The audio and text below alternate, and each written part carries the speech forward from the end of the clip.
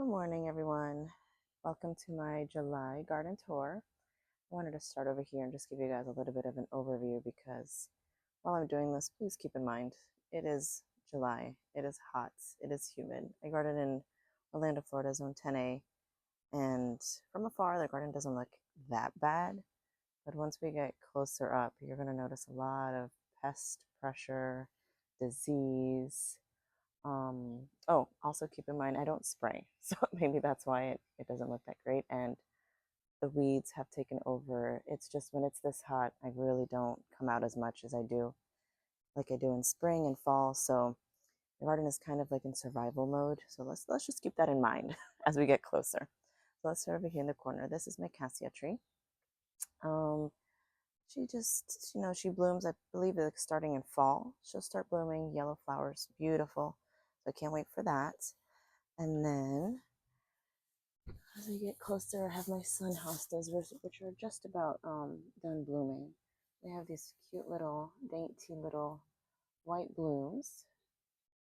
And then I have lots of weeds, as you can see, and sun patience. This is my curcuma ginger, I believe is what it's called. Very pretty. I have this pink and white one. Then I have this one, which I just planted. It's a little smaller, but it's just a pink one. Salvia's in the back. Salvias always do great in the heat, so they're very reliable. I also have a fire spike back there, which is not really in bloom right now, but it has these purple blooms. I also have, this is another sun patient that I just transplanted because it was struggling. It was in the full sun and it wasn't doing well, so it's under a little more shade over here. This is my perfect storm Sumerific hibiscus, which is growing very late in the season. I don't know what happened this year, but it's usually in full bloom by now, so that's okay. We'll see if it'll still give me some blooms this year. I also planted some pentas here, and I had bought this one celosia, which is this one here, and it has seeded itself everywhere. It's on the shorter side, so it's good for the border. So we'll see. I'm not sure if I'm going to keep all those. This is my Suncredible Saturn sunflower, which is struggling a bit with, if you can see, there we go, it's starting, the powdery mildew. Isn't that always fun? And then my roses. Roses, well, they're surviving, like I said. I don't spray, so you're going to see a lot of disease on them. Thrips have been an extremely big issue this year, but I just kind of let them be. And come September, I'll cut them back by a third. So these little purple blooms are, let's see if I can get it to focus, are spiderworts. It doesn't want to focus a little bit. You can hear the bees around me. Hummingbirds, bees, they love that. So that's another one I don't have to worry about. So you'll notice either they're doing really well or they're struggling.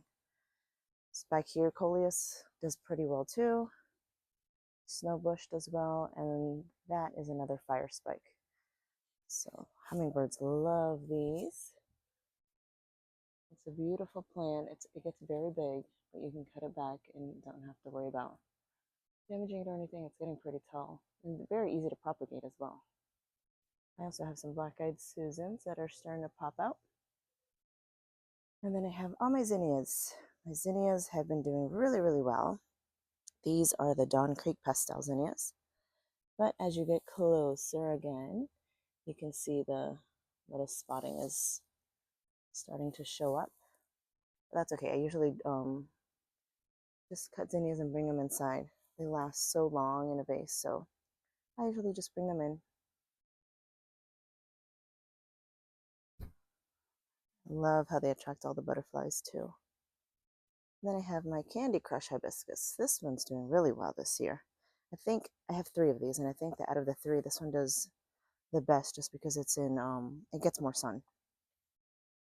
And then I have, these are the golden hour zinnias. I really like these. I think these are my favorite out of the 2 that I planted. I have some other ones that I want to start, but I haven't gotten there yet.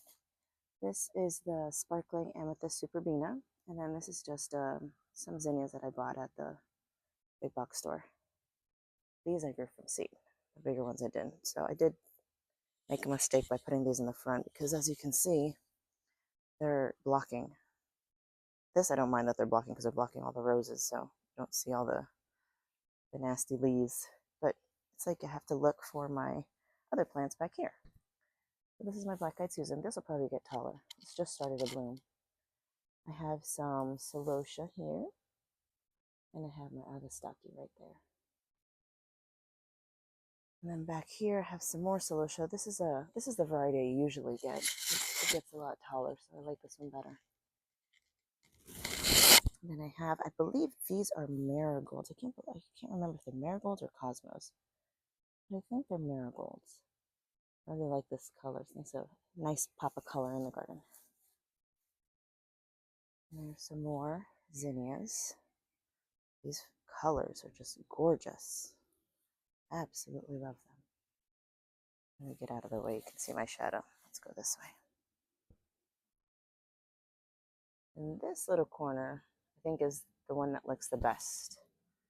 So these all thrive in the heats. They don't mind at all. I'm going to start off with Thryallis here.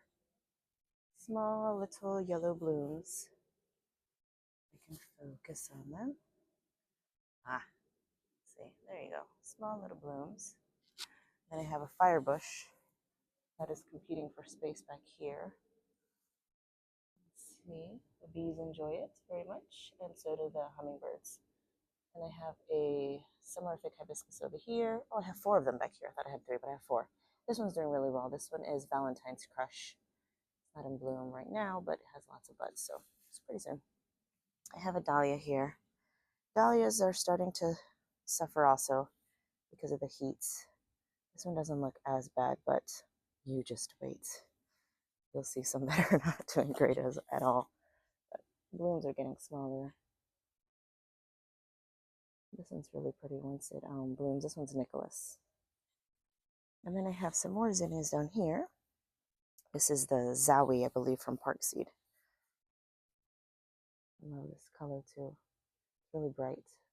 But I think it looks good against the yellow from the Thryallis and the heirloom red pentas. Pentas always do great here also. These are everywhere. And this is the Mexican sunflower, also known as Tithonia. Does really well in the heat. And as you can see, the leaves aren't as diseased as the zinnias.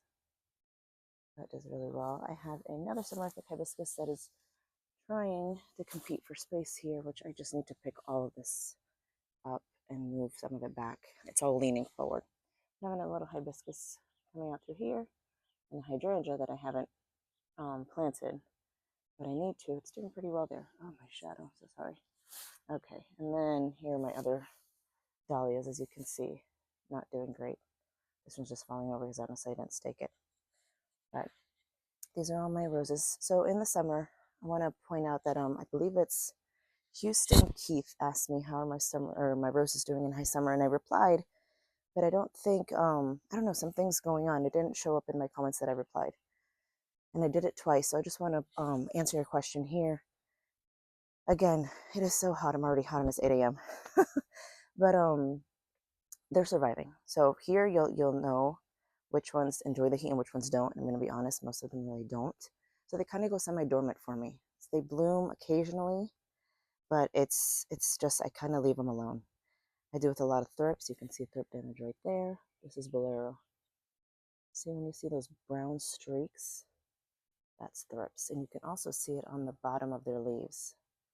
See those little streaks? That's all thrip damage. I kind of leave it alone, to be honest with you, and just water them, make sure they're alive, they're good.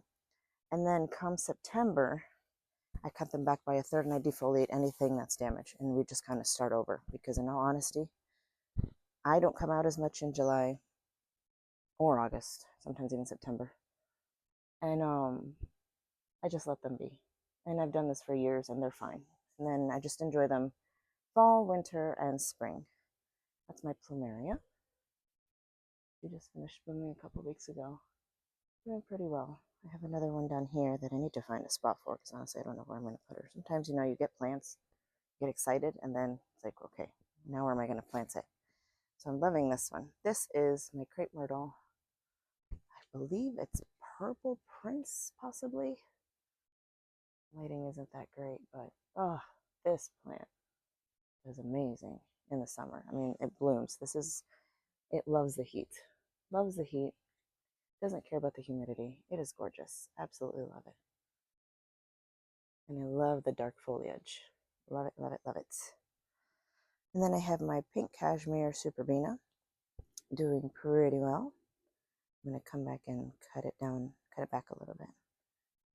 And then we'll go this way. This is my other salvia. Again, don't have to worry about her. And then I believe I posted a short about Lady of Shalott. Let me go back. So this is a 6-foot fence. My Lady of Shalott is a beast. Every year in the summer, she goes crazy shooting out these long canes. So she's probably about 8 to 10 feet, maybe. And I did a video of these blooms when they looked a lot better. And again, I tried to reply to your comments, and I think it was Kelly Webb that said it was aggravating because hers rarely bloomed. Mine does the same thing though. Until this year, I've gotten more blooms out of her. And one of you, I can't remember who it was, commented that I should get an obelisk. Let me go over here. So I got one. Obviously, probably not ideal because I probably should have gotten a wider one. But for now, that's what I could find. So I started wrapping it around and kind of just pegging. So this cane here is kind of like tied up right there and going this way. So eventually it will shoot out laterals, and on each lateral you get a bloom. So that's what I'm trying and hoping to do with all of these. It's just a little hard to get into that space, but we'll see. And I also heard that Lady Charlotte is not really a fan of the heat, which, hello, I understand, but so I don't expect much out of her in the summer. All right, so here I have Silas Marner, again, surviving. She just finished blooming. I have to come in deadhead. And then my salvia, this is my Mystic Spire salvia, is ready for a haircut. I trim her back probably about 2 to 3 times a year, and she is in desperate need of a haircut. So I'm going to trim her back probably once we're done with the video. As you can see, she has a lot of spotting. Again, it's the norm here this time of year. It's just part of living in Florida in the summer. And then I have my Celosia. This one is a great plant for the heat. Doesn't mind it at all. No disease. It actually grows better in the heat, I believe. And then I added some Angelonia. So I have one here, one there, one here. They do really well in the heat for me too. But of course, there's always the one that does not. I don't know what happened to this one. I'm kind of in denial that it's dead. So I'm kind of leaving it there just to see if it'll bounce back. We'll see. Maybe I'll just cut it back. I also have 2 Gerber daisies, one here and one there, which has some blooms. That one's doing okay. This one is kind of, it's surviving. So this side gets more heat, more sun for a longer time. So I think that's why these are actually doing better. They get shaded probably like around after 2 or 3. These get like full sun. All right, so one rose that I don't have to worry about at all, as you can see, no thrip damage, no disease, barely any black spot, is Mrs. B. Arcant. So reliable that sometimes I just ask myself, I don't know, just plant a bunch of these instead and not worry about it. It does so well. So well. No disease whatsoever. And then we go over to Princess Charlene de Monaco next door, and thrip magnets. It is horrible. Horrible. I was going to show you. She has a bud over here. Look at that. You see that poor thing? So I will come back and I will just debud this whole thing. This one doesn't look that bad. This one doesn't look bad, but you can still see the thrip damage.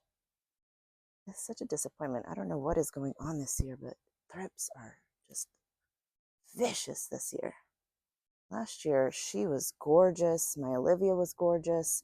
And they seem to attack more of the light-colored roses for me. Then we have Bathsheba, which is a lighter colored rose, and she's doing pretty good. She does have thrip damage. You could see it right here also.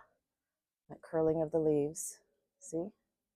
That's all thrip damage, but the blooms don't look so bad. And these are kind of faded just because it's hot. So in the summer, blooms are different colors than they are here in compared to winter and spring. Alrighty, so we have Florentina. This also happens. They look great in the morning, and then by afternoon, they're nice and crispy. So it is what it is. What can I do? Around there, see, I love that view. It's like the only healthy patch in my garden right now. Laura Petalum does great also. Very reliable.